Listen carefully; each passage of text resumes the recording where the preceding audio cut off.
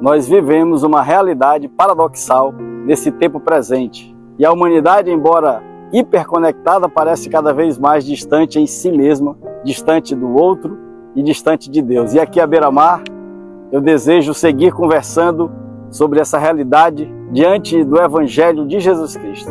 Eu espero que essa brevíssima reflexão abençoe a sua vida, meu irmão e minha irmã.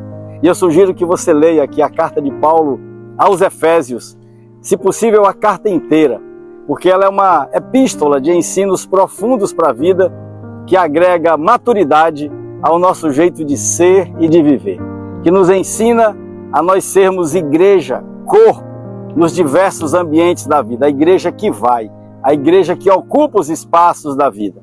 E diante dessa humanidade tão conectada e tão dividida, multiplicam-se a maldade, o ódio, a mentira e a distorção da verdade. E meu irmão, minha irmã, o discurso se torna raso, se torna polarizado e contaminado por interesses egoístas, egocêntricos, onde até a fé, que deveria ser uma ponte de reconciliação, tem sido usada como uma arma de separação. Que triste, né? E nós não podemos embarcar nessa, meu irmão e minha irmã, porque em nome de Deus se justificam tantas injustiças e em nome da religião se promove a exclusão. E aí o mal, já escandaloso em si mesmo, torna-se ainda mais perverso. E quando ele é aplaudido como virtude, esse aplauso potencializa o mal e a maldade. Meu irmão, minha irmã, os sofismas, as narrativas construídas pelo interesse, tentam transformar a mentira, a desinformação, tudo isso em verdade, num verdadeiro desprezo à graça e à cruz de Cristo. E nesse cenário confuso e violento, emerge a verdade eterna, serena e revolucionária, que é a própria vida de Jesus Cristo.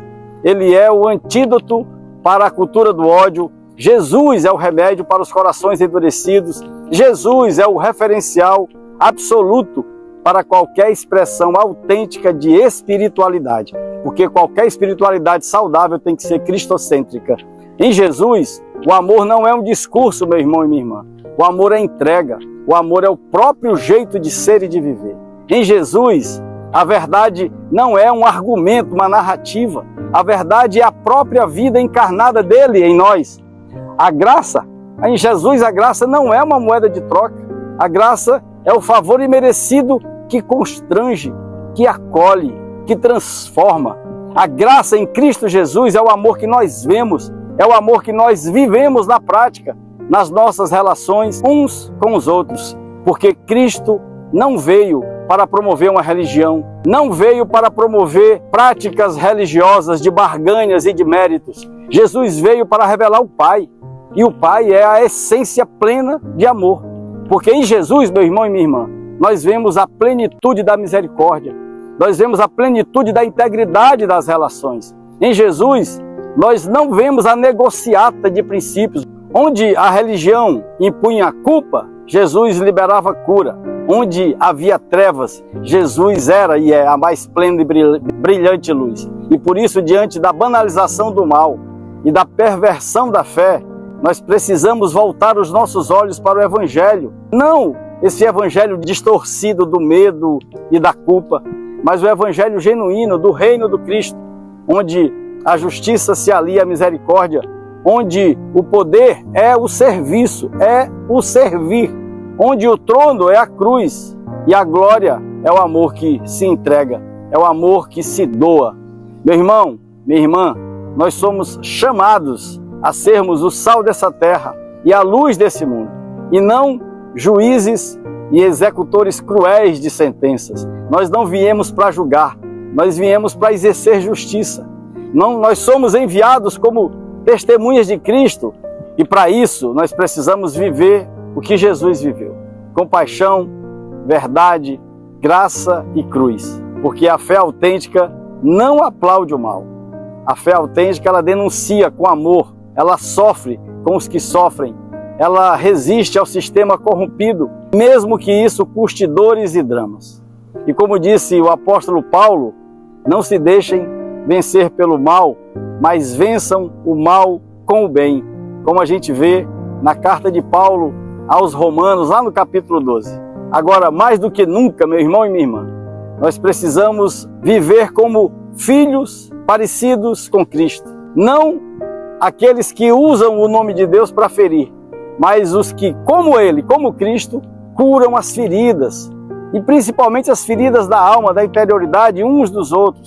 Não os que vivem as aparências religiosas, mas os que se deixam transformar por dentro, os que deixam se arrumar por dentro. Não os que gritam mais alto, mas os que amam mais profundamente. Porque no fim, meu irmão e minha irmã, esse julgamento virá sim. Mas antes disso, a cruz fala mais alto do que o ódio. O amor, esse amor, a essência de Deus, vence o medo.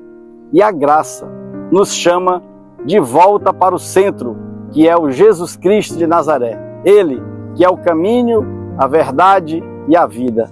E meu irmão, minha irmã, as nossas narrativas construídas pelas nossas paixões e pelos nossos interesses, pelo nosso apego às ideologias, as narrativas, elas não vão alterar em nada a realidade e a verdade, porque a verdade é Cristo Jesus. Esses sofismas, que são mentiras com alguma aparência de verdade, só servem para potencializar o mal, o ódio e a divisão. E só há uma verdade, que é a verdade. O ministério, o ensino, o evangelho e a própria vida do nosso lindo e doce Jesus Cristo de Nazaré.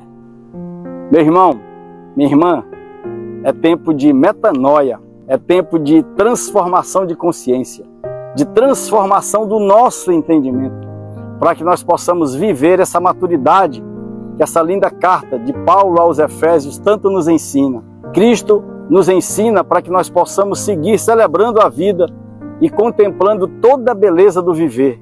Esse amor que é a essência de Deus, esse amor tornado prático por meio da graça do lindo e doce Jesus Cristo de Nazaré, nas nossas relações íntegras e genuínas, que é o propósito para o qual Deus nos criou. E tudo isso para o nosso próprio bem, para o bem de todas as pessoas e para a exclusiva glória de Deus.